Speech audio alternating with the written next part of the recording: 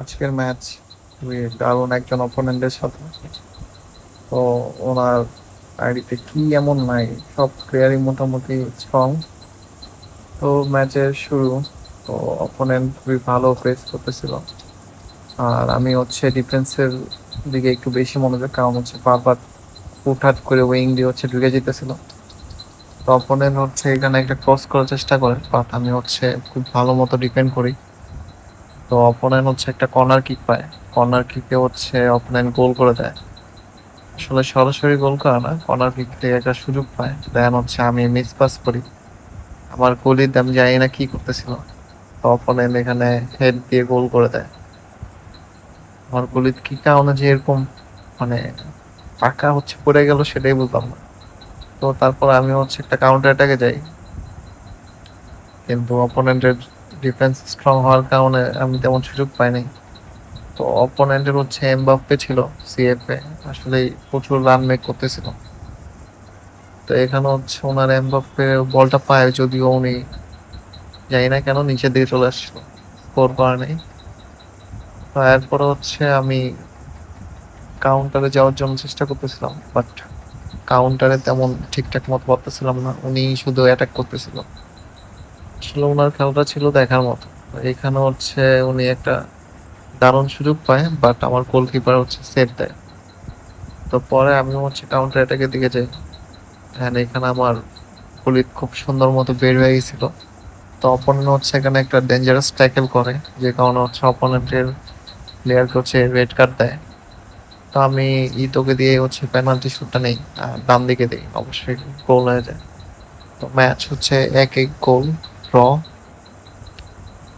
তো অপোনেন্ট আবার অ্যাটাকের মধ্যে, আসলে থামানোর মতো ক্যাপাসিটি আমার ডিফেন্ডারের মধ্যে ছিলই না। এই এমবাপ্পে খুবই পেইন দিতেছিল পুরো ম্যাচে। তো এমবাপ্পের ব্রিজটা বাইরে যায়, যে কারণে তেমন গোল হয় না। তো আমিও চেষ্টা করতেছি যাতে ভালো অ্যাটাক ডেভেলপ করতে পারি, বাট আমার ডিফেন্ডার গুলা ভালো পজিশনে থাকে, তেমন একটা অ্যাটাক করতে পারি না। ওই যে বারবার বলতেছি, ওনার এমবাপ্পে খুবই ফাস্ট রান মেক করতেছিল। তো এখানে ওনার এমবাপ্পে একাই আমার সব ডিফেন্ডার ভেদ করে দেন গোল করে দেয়।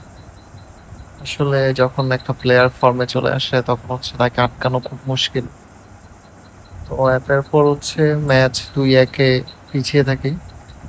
তো যেহেতু এক গোল খাওয়া, তো আর ডিফেন্স চিন্তা না করে অ্যাটাকের দিকেই বেশি মনোযোগ। তো এরপর আমি একটা লুইস সুয়ারেজকে দিয়ে কাল শুট করার চেষ্টা করি, বাট আনফরচুনেটলি স্টানিং শট হয়। তো এরপর আমি একটা দারুণ স্পেস পাই।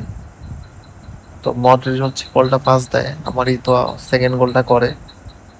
আসলে এরকম ফাঁকা স্পেস বের করাটাই মুশকিল, কারণ এত ভালো অপোনেন্টের সাথে ফাঁকা স্পেস পাওয়া খুব কম।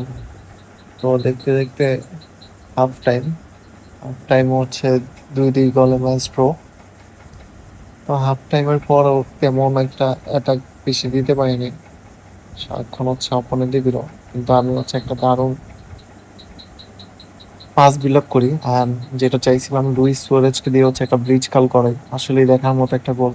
অনেক লং রেঞ্জ থেকে ব্রিজ কালটা হয়।